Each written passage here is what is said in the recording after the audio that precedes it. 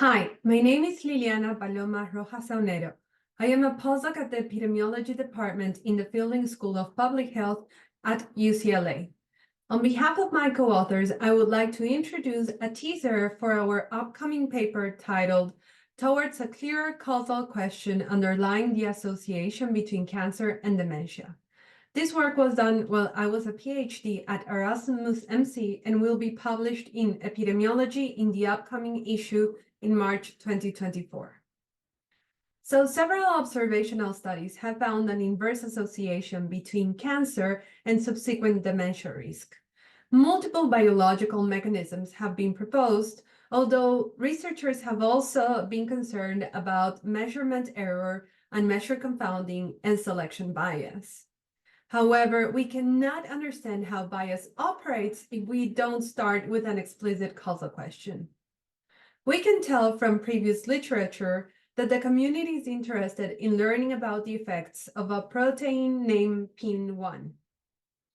PIN1 is involved in cell cycle regulation and has opposite effects. When it's overstimulated, it can lead to tumor development and progression, but when it is inhibited, it can lead to neurodegeneration. However, PIN1 has not been measured in any epidemiologic study. But if one day we could develop a drug that increases PIN1 expression only in the brain tissue to prevent neurodegeneration, we could ask the question, what is the effect of a PIN1 targeting drug in the risk of dementia over time compared to standard treatment? We use this question to discuss some of the challenges that arise when we use cancer diagnosis as the proxy for PIN1 and the assumptions we need to leverage with the support of directed acyclic graphs. We discuss the incapacity of defining a clear time zero and the challenges related to having as death as a competing event.